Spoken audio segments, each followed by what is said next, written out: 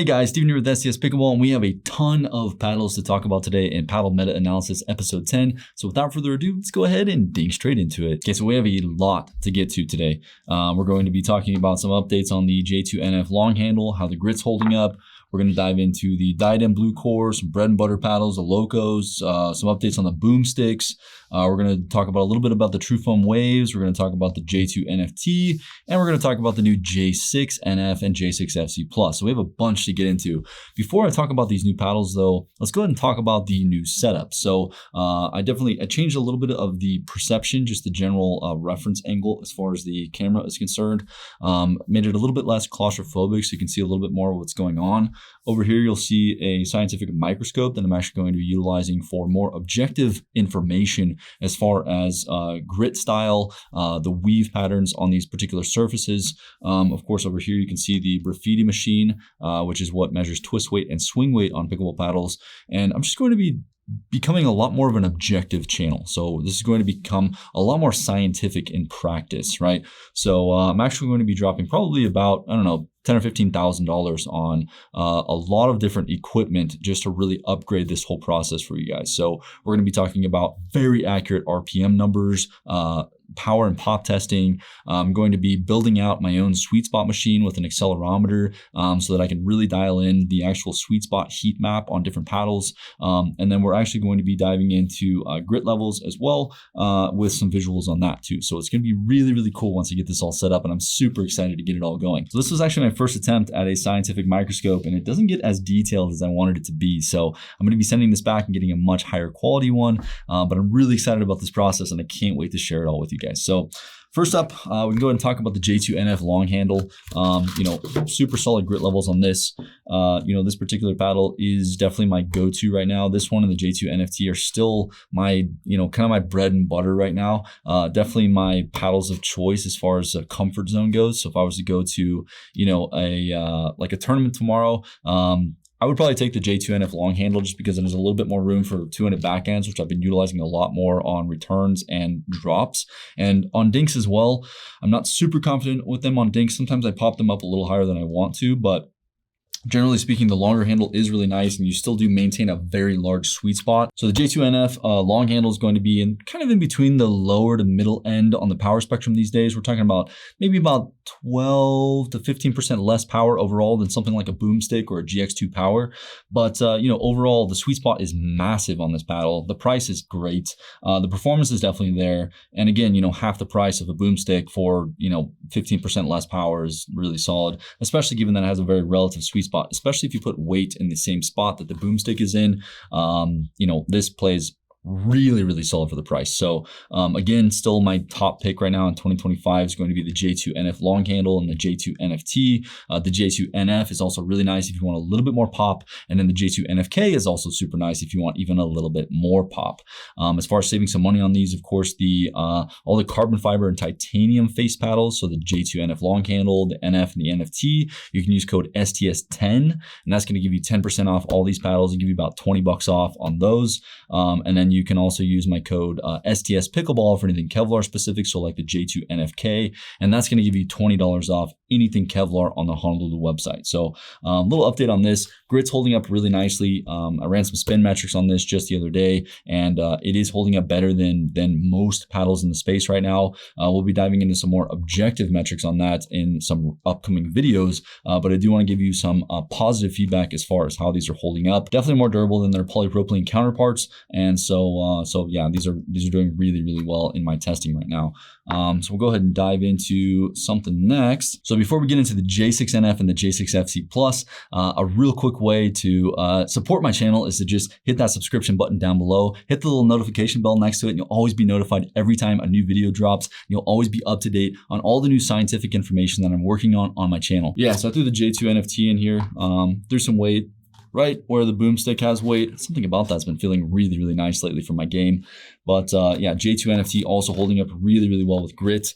If I'm having a little bit of an off day, or if I'm missing the sweet spot more often than I would want to be missing the sweet spot for that particular day, I'll switch over to the J2NFT just because the sweet spot on this is absolutely ginormous.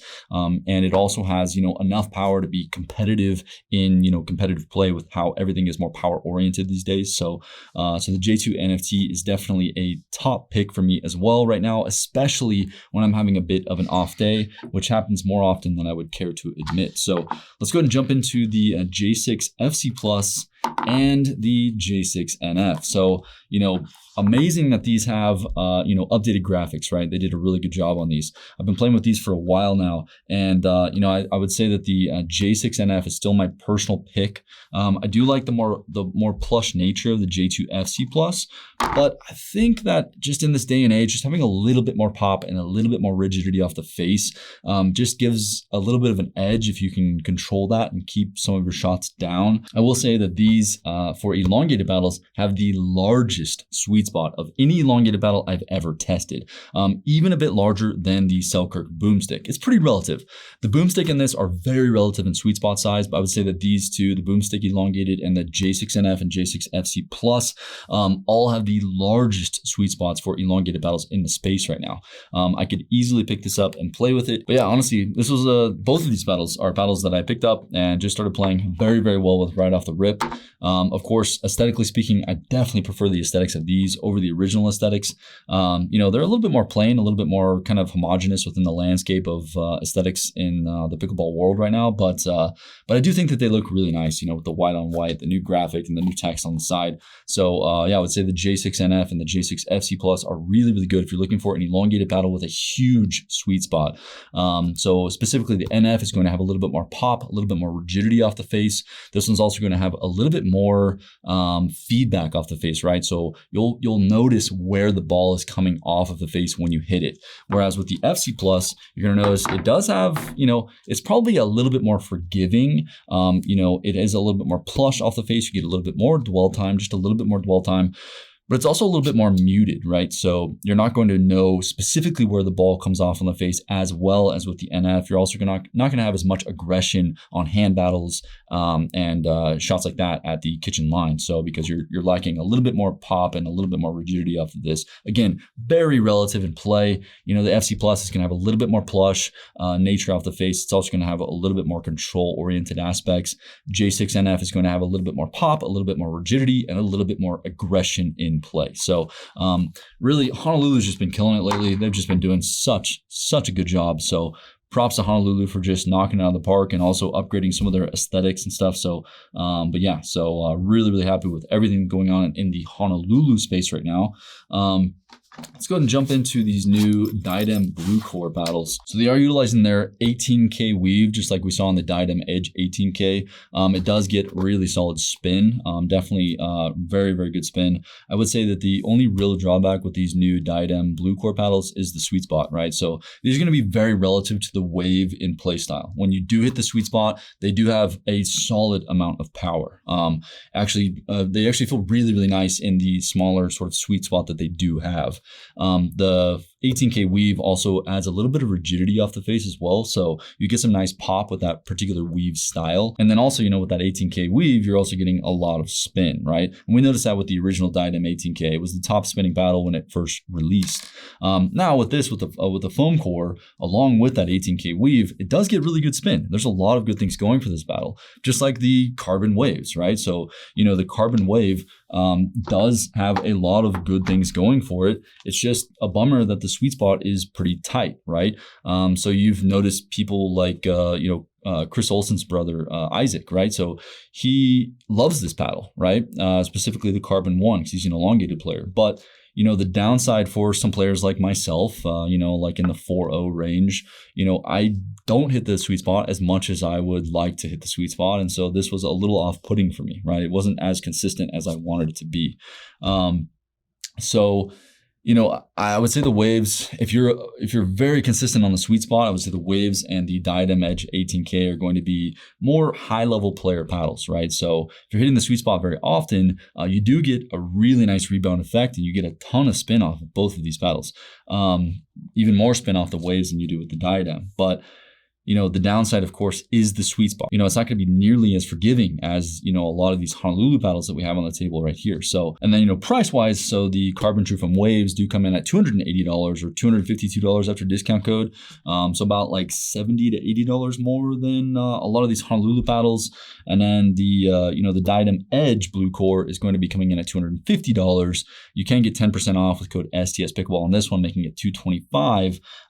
But it's, again, the sweet spot's pretty tight. So just know that going into it, right? I think if I was to pick one between the Diadem Edge BluCore and the Carbon True from Waves, I probably would pick the Waves. I think the Waves have a lot of really good things going for them. I think that the sweet spot was just very off-putting. I think if the sweet spot on this was much larger, these would have been a massive win because the spin on these is just absolutely ridiculous.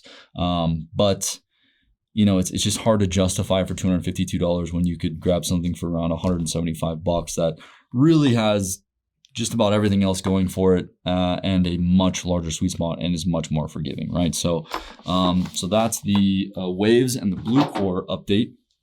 Go ahead and jump into the new Locos. So these just came in just about a week ago, and so these bread and butter Locos have a ton of grit on the face. I don't know how they're getting away with this, but it's freaking awesome. They feel like sandpaper, which is super cool. I'm a spin junkie, so this is wonderful news for me. Be working on some spin metrics on these soon, but I would say like first impressions on these, they do feel just like everybody else is saying that they feel, a little bit more rigid off the face than I was expecting. A lot of people are comparing these to the BOOMSTIK. I would say the BOOMSTIK has a lot more dwell time and a lot more of a plush nature off the face in comparison to these. These are a little bit more rigid off the face. You're going to have a little bit more responsive feedback off the face. You're going to really know specifically where that ball is coming off of the face with these. I would say the sweet spot on these is a little bit tighter than the Selkirk BOOMSTIK and the Honolulu paddles, but overall, I would say the spin on these, absolutely elite. Very, very good spin. Super solid power. These do pack a bit more power than, something like a J6NF. So that's nice. So I would say they're in kind of a Goldilocks zone, right? So the J6NF is going to be, something that's in that lower to mid-tier power, huge sweet spot, tons of forgiveness, and just feels really, really, really nice off the face. Really good spin on that one as well. The Loco has even a bit more spin, but it's a little bit more rigid off the face, a little bit smaller of a sweet spot, and a little bit more power than something like a J6NF. And then, something like the BOOMSTIK is going to have the most power out of all three of them, but of course it comes in at $333, right? So, but this one does have a very, very solid spin. The Infinigrit is holding up very nicely. The power on this definitely beats all the other paddles on the table right now. And then, the added stability of the stock weighting here as well with the ideal swing weight and twist weight measurements.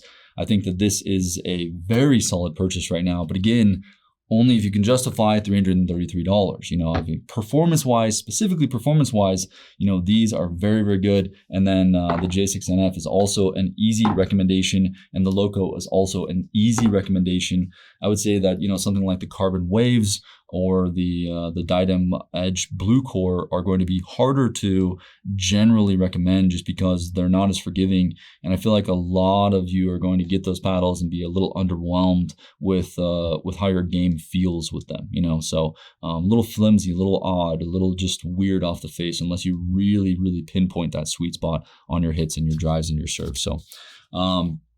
So yeah, I'm impressed with the Locos, honestly. I would say as of right now, these are the best paddles that Bread and Butter has ever released, in my opinion. So, I feel like all their other paddles have been a little underwhelming in some way, right? So the Filth was much lower in spin than the rest of the market, right? Even though it was Gen 2. It was a solid paddle, but it was low in spin.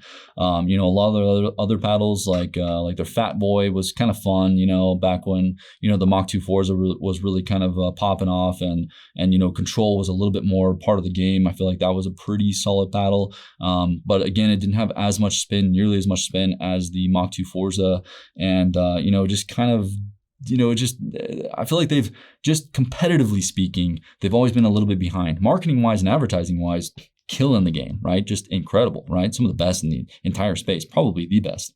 But now that we have incredible aesthetics, really, really fun designs, along with a performance edge and extremely gritty face, now these are definitely up in a top tier recommendation as far as something that I would recommend right now. Of course, you can use code STS Pickleball and get 10% off on the Locos or anything else on the Bread and Butter website. So, lastly, I just wanted to talk about some updates on the Selkirk boomsticks. So I've got both the boomsticks here. I've been putting a ton of hours on these, probably about 8 to 9 hours a week on these, specifically on these, even though I'm testing all sorts of other paddles. I've been putting a ton of time on these because I really want to test out that Infinigrit and see just how that, is holding up over time, right? So I will say I'm going to be doing an RPM specific objective video soon. So I'm going to be proving to you guys and showing you guys how well this has held up over time. And it'll be interesting for me and for you guys, I'm sure, to see the difference between these. So Selkirk's actually sending me a brand new boomstick, and I'm not going to touch it until I do that video. We're going to unpack it, pull the plastic off. We're going to hit some shots. We're going to see what the spin is brand new versus what the spin is now. And then we're also going to test out a couple other paddles that are newer and, paddles that have been used for a bit, and kind of see what the general drop off and threshold is on RPM loss for some of these other paddles in comparison to the boomstick with the Infinigrit. So that'll be really interesting to see. So yeah, so that's the update right now as far as paddle meta-analysis episode number 10 goes. Definitely click over here if you want to see the top 5 pickleball paddles in 2025, completely updated. And hope you guys have a freaking wonderful day, and I'll catch you in the next one. Peace.